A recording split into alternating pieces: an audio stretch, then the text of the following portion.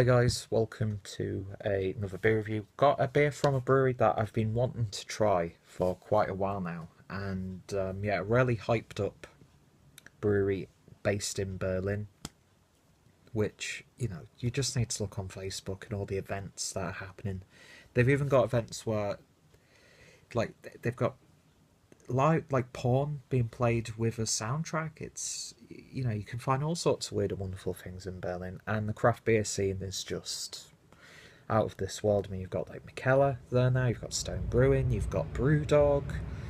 I'm sure you'll get many more people from outside of Germany coming to Berlin specifically to set up base, and yeah, they're getting some great beers in from all over the world, and yeah, really exciting times to be a craft beer lover here in Germany. So I picked up a couple of beers from the Schoppe Bräu brewery out of Berlin, who have been going since 2001, so they've been in the game for a while. Now, this is the XPA, which is an X-Berg Pale Ale. So, yeah, interesting stuff. Clocking in at 7% ABV in the 330ml bottle. Not too sure what style of IPA this is. And yeah, not sure what the hops and malts are, but I'm sure there might be some information about that sort of stuff on the website, so links in the description. But I was intrigued to try this one. So according to the chart on the back, I'll just let you see that.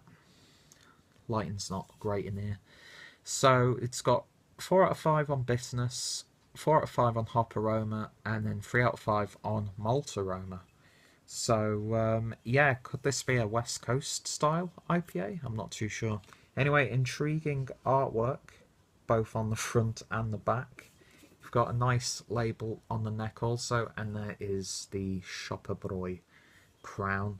So I'll definitely be keeping those.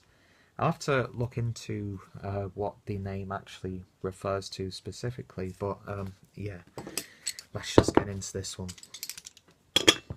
So I picked this up from Bier Deluxe, and yeah, all the beers I've picked up so far have been pretty damn good. Well, minus the Stone Go-To IPA, which was a little bit of a letdown, but we won't talk about that because it's not a Stone related beer. So, beer in a glass, and when I hold that up to the light, that is like a murky sort of dirty brown colour. I mean, when you look at it there, it's like a luminous orange amber colour, but I'm not getting that at all. It reminds me, looking at it right now under this light, of like a rye wheat beer, and just blinded you all there. But yeah, very, very dank looking, murky as hell, haze for days, and beer poured with just like a sprinkling of a light brown sort of head. Hold up to the light again. Yeah, a beige coloured head, I'd say. Pale beige. So, yeah, it definitely looks intriguing. Let's see what we get on the aroma. Well, you definitely pick up those hops in there. I'm almost getting like a sweet, cakey toffee note as well. Like one of those like toffee sweets that you can get, like almost like a Werther's original. Yeah, you get like almost like a slight prune in there as well. Definitely pick up those malts as well. Yeah, it's not like a hop burst or hop head's wet dream or anything like that, but lovely hop characters, lovely caramel malty sort of flavours going off in there as well. Yeah, it smells interesting. Let's give it a taste. Cheers.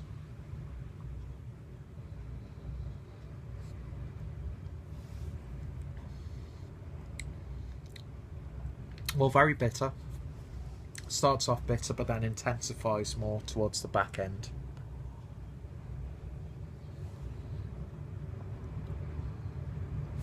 The carbonation is there. but it's almost got this slight velvety sort of mouthfeel to it.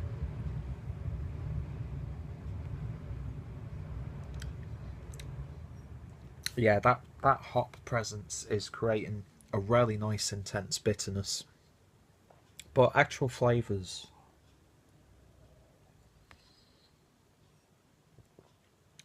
very resiny, very dank on the flavours. Puts you in the like the mindset of like a spliff or something like that.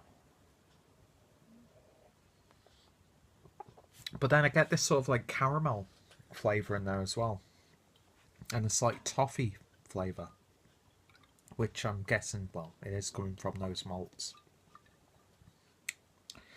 But yeah, it's an intriguing one. I think it is more of a West Coast IPA, but I could be wrong. Information is down below.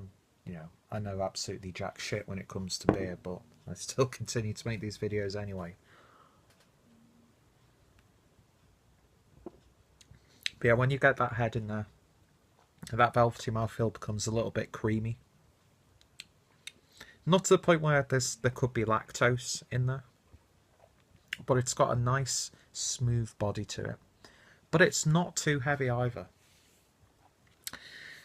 One critique that I do have with this, or criticism, a critique is an overall evaluation, I think, is alcohol is maybe a little bit too present. It does have that slight booziness about it, and it is only a 7% IPA, but it feels like it could be a little bit more. So, as tasty as it is, and as drinkable as it is, it's that harshness on the back end that I wouldn't necessarily say it's an alcohol burn, because alcohol burn can be really unsatisfying and can destroy a beer for me. But once you took that first sip and then got used to it, climatized to the beer, the harshness is still there, but it just makes you take your time with the beer. And I have had beers that have been lower ABV that have done an absolutely terrible job of masking the alcohol. This one, it's there. And mixed with that hot bitterness, it could be a little bit too potent for some. But I think this is it's a lovely little beer. I just can't get over how much toffee you get in that, like a hoppy toffee brew. I won't be able to tell you what hops are in this one. I do get a slight citric element to it, but I'm not sure if there is citra hops in there. But it definitely has that sort of like American craft IPA sort of flavour to it. So I think it is a West Coast IPA. I could be completely off with that, but I'm sticking to it. And minus that, the alcohol presence, I think this is a solid beer. It really is. And a great introduction to a new brewery for me. I've got another beer from these guys, which is the Holy Shit IPA, I think, or Holy Shit Ale, or something like that, which I know is highly regarded amongst the beers that are brewed. But this has got a decent score on the usual platforms, and I have heard people talking about this beer as well from the various groups on Facebook. Yeah, in terms of a rating, you can really taste the alcohol now as I'm talking, and the aftertaste. That's stopping it from being like an 8 or a 9 out of 10.